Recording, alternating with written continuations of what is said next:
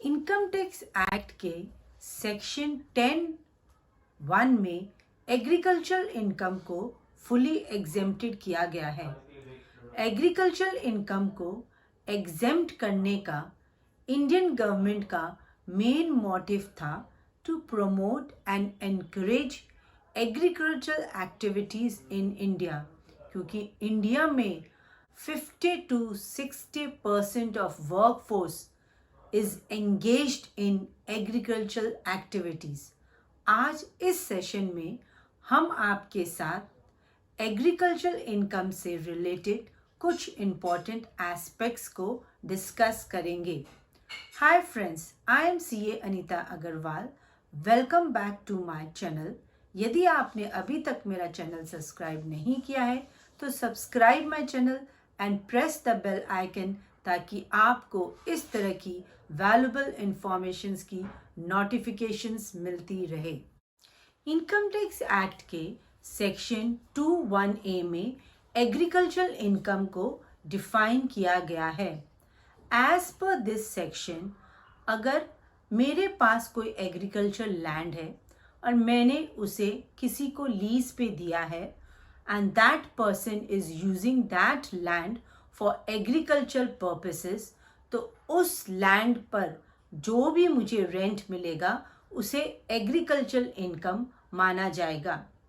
Secondly, मेरी अपनी एक एग्रीकल्चरल लैंड है और उस पे मैं एग्रीकल्चरल एक्टिविटीज़ खेती बाड़ी कर रहा हूँ, और उस एग्रीकल्चर एक्टिविटी से जो भी मेरी एग्रीकल्चर प्रोड्यूस होंगी, चाहे वो फ्रूट्स हो, वेजिटेबल्स हो, फ्लावर्स हो, किसी भी तरह का अनाज या कोई भी साग सब्जी अगर मैं उस एग्रीकल्चर लैंड पे उगा रही हूँ और उस एग्रीकल्चर प्रोड्यूस पे मैं कुछ बेसिक एग्रीकल्चर ऑपरेशंस अप्लाई करके उसे ready to sell in the market के लिए तैयार कर रही हूँ, और उससे जो मुझे इनकम डिराइव होगी उसे भी हम एग्रीकल्चर इनकम मानते हैं।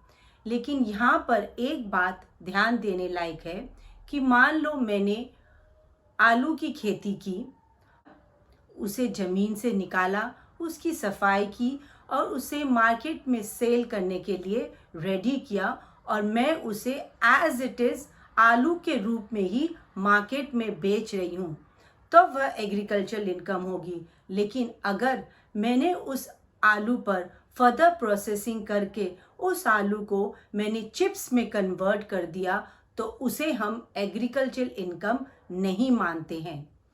थर्डली, अगर हम अपनी एग्रीकल्चर लैंड पे कोई भी कंस्ट्रक्शन करते हैं, जिसे हम यूजली फार्म हाउस या फार्म बिल्डिंग कहते हैं, अगर वो फार्म हाउस या फार्म बिल्डिंग हमारे एग्रीकल्चर पर्पस के लिए ही यूटिलाइज हो रही है, जैसे या तो हम उसमें अपना एग्रीकल्चर प्रोड्यूस स्टोर कर रहे हैं या फार्मर्स उसे अपने रहने और सोने के लिए इस्तेमाल कर रहे हैं, मतलब वो किसी न किसी तरह एग्रीकल्चर एक्टिविटी से रिलेटेड है, तो उस सूरत में भी जो भी इनकम हमें वहाँ से डिराइव होगी उसे भी एग्रीकल्चर इनकम माना जाएगा।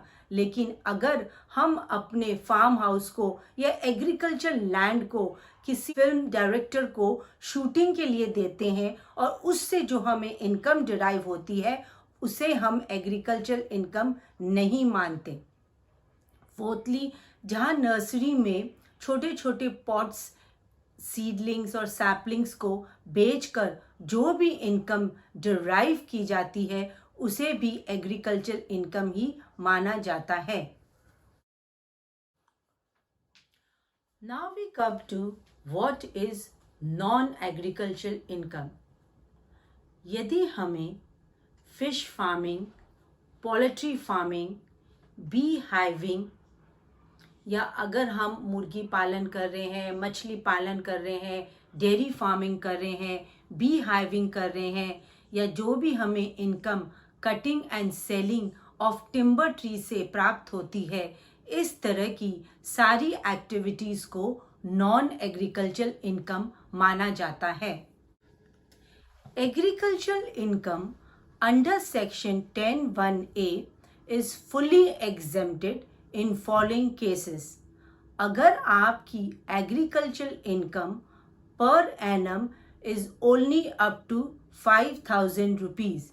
अगर आपकी सिर्फ और सिर्फ एग्रीकल्चर इनकम है और कोई भी सोर्स ऑफ इनकम नहीं है, उस सूरत में आपकी एग्रीकल्चर इनकम चाहे कितनी भी हो, 1 करोड़ हो, 10 करोड़ हो, उसे फुली एग्जेम्प्टेड किया जाएगा। अगर आपकी एग्रीकल्चर इनकम के साथ कोई और भी नॉन एग्रीकल्चर इनकम है और वह non agriculture income is less than basic exemption limit, उस केस में भी आपकी इनकम को फुली एग्जेम्प्टेड किया जाएगा। Now we shall discuss with you how to calculate tax on agriculture income. अगर आपकी किसी एनुअल ईयर में एग्रीकल्चर इनकम 5,000 से एक्सीड हो जाती है और आपकी एग्रीकल्चर इनकम के साथ साथ नॉन एग्रीकल्चर इनकम भी है और जो कि बेसिक अजम्पशन लिमिट से एक्सीड हो चुकी है, इन दोनों केसेस में ही आप पर पार्शियल इंटीग्रेशन मेथड अप्लाई होकर आपकी टैक्स की कैलकुलेशन की जाएगी। और यह method individual, HUF, body of individuals, artificial judiciary persons और AUP को अप्लाई होता है। यह मेथड किसी भी कंपनी या कॉर्पोरेट्स पर एप्लीकेबल नहीं होता है। पार्शियल इंटीग्रेशन मेथड में हम यूजुअली 3 स्टेप फॉलो करते हैं। स्टेप 1 में हम जो भी हमारी एग्रीकल्चर इनकम है और नॉन एग्रीकल्चर इनकम है, उन दोनों को हम ऐड कर उस पर हम टैक्स लायबिलिटी को कैलकुलेट करेंगे। सेकेंड स्टेप में हम अपनी agriculture income plus the basic exemption limit को ऐड करके उस पर टैक्स लायबिलिटी कैलकुलेट करेंगे। और थर्ड स्टेप में हम जो भी हमारा टैक्स स्टेप 1 में कैलकुलेट हुआ है, उससे स्टेप 2 के टैक्स को माइनस करके जो भी हमारी टैक्स लायबिलिटी आएगी, that will be a final tax liability. इसे हम एक एग्जाम्पल के माध्यम से समझने की कोशिश करते हैं। मान लो हमारी non agriculture income from any other source है 4 लाख रुपए और हमारी एग्रीकल्चर इनकम है 90,000 रुपये। अब स्टेप 1 फॉलो करते हुए हमारी टोटल इनकम हो गई है 4,90,000। उसमें से हम बेसिक अजम्पशन लिमिट हमने मान के चली है 2.5 लाख। यहाँ पर हम टैक्स की calculation as per old tax regime कर रहे हैं और हम मान रहे हैं कि कोई भी इंडिविजुअल है जिसकी एज बिलो 60 ईयर्स है, तो उसके लिए एजम्पशन लिमिट हो जाती है 2.5 लाख रुपए। तो 2.5 लाख की एजम्पशन लिमिट लगाकर उस पर टैक्स लायबिलिटी नील हो गई है। नेक्स्ट 2,40,000 पे उसकी tax liability at the rate of 5% हो जाएगी 12,000 रुपये।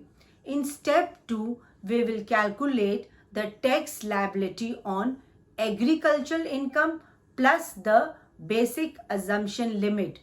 बेसिक अजम्पशन लिमिट 2.5 लाख पे टैक्स लायबिलिटी हो गई नील और रिमेनिंग जो हमारी एग्रीकल्चर इनकम है 90,000, उस पे tax at the rate of 5% हो गया 4,500 रुपये। Now after deducting step 1 12,000 minus step 2 that is 4,500, हमारी नेट टैक्स लायबिलिटी हो जाती है 7,500। यहाँ पर हमने रिबेट, सेस और सरचार्ज को एक्सक्लूड किया है। Now we shall discuss with you capital gain assumption under section 54B on sale of agricultural land। Capital gain assumption को क्लेम करने के लिए हमें कुछ कंडीशंस सेटिस्फाई करनी होती हैं। इस assumption का बेनिफिट एक इंडिविजुअल और HUF को दिया जाता है जब वह अपनी एक एग्रीकल्चर लैंड को सेल करता है, चाहे वो लॉन्ग टर्म कैपिटल एसेट्स है या शॉर्ट टर्म कैपिटल एसेट है। लेकिन जब भी कोई रूरल एग्रीकल्चर लैंड को कोई भी एसएससी सेल करता है तो उसे हम कैपिटल एसेट नहीं मानते और यहाँ कोई भी कैपिटल गेन अराइज नहीं होता है। थर्ड कंडीशन हमें यह सेटिस्फाई करनी होती है कि जब भी हम उस एग्रीकल्चर लैंड को सेल आउट करते हैं तो उससे इमिजिएटली 2 इयर्स प्रीवियस ईयर में या तो इंडिविजुअल ने या उसके पेरेंट्स ने या किसी भी एचयूएफ के मेंबर ने उस एग्रीकल्चर लैंड को एग्रीकल्चर पर्पसेस के लिए यूटिलाइज किया हो और with in 2 years from the date of transfer 2 साल के अंदर अंदर जब भी आपने उस एग्रीकल्चर लैंड को सेल आउट किया उसके 2 साल के अंदर अंदर आपको एक नया एग्रीकल्चर लैंड परचेज करना होता है। आपको जो भी कैपिटल गेन अजम्पशन या बेनिफिट अंडर सेक्शन 54 मिलेगा that will be the lower of the capital gain. उस एग्रीकल्चर लैंड को बेचकर जो आपका कैपिटल गेन अराइज हो रहा है या जो भी आप नए एग्रीकल्चर लैंड में इन्वेस्टमेंट कर रहे हैं इन दोनों से जो भी लोअर होगा उसे आपको कैपिटल गेन अजम्पशन दिया जाएगा। अगर आपकी agriculture income per annum less than 5000 है तो आपको ITR 1 फाइल करना है। अगर आपकी agriculture income is more than 5000 per annum और आपकी एग्रीकल्चर इनकम के साथ साथ नॉन एग्रीकल्चर इनकम भी है तब आप ITR 2 फाइल करें। कोई भी एसएससी ITR फाइल करते वक्त किसी भी तरह की एग्रीकल्चर इनकम शो कर रहा है तो उसके पास उसके सारे डॉक्यूमेंट्री एविडेंसेस होने ज़रूरी हैं, जैसे कि क्या उसने एग्रीकल्चर लैंड को ओन किया है या लीज पे लिया है, उसकी एग्रीकल्चर लैंड कितने एकड़ की है या फिर किस तरह की वो एग्रीकल्चर प्रोड्यूस कर रहा है, नेचर ऑफ उसकी एग्रीकल्चर एक्टिविटीज़ एंड ऑपरेशन, इन सब के डॉक्यूमेंट्री एविडेंसेस उसके पास होने ज़रूरी है। और उसका एग्रीकल्चर लैंड कहाँ सिचुएटेड है यह भी इनकम टैक्स डिपार्टमेंट उससे पूछ सकता है। तो एग्रीकल्चर इनकम अपने ITR में शो करने से पहले आपको इन सभी बातों का ज़रूर से ध्यान रखना है, वरना you will fall in serious penal consequences. Hope guys agriculture income से रिलेटेड आपके जो भी डाउट्स एंड क्यूरीज हैं वो काफ़ी हद तक रिजॉल्व हो चुके होंगे। यदि आपके मन में अब भी कोई क्यूरीज है please let me know in the comment section. अगर आपको वीडियो अच्छी लगी है तो इसे लाइक करें और अपने फ्रेंड्स और रिलेटिव्स के साथ इसे शेयर करें।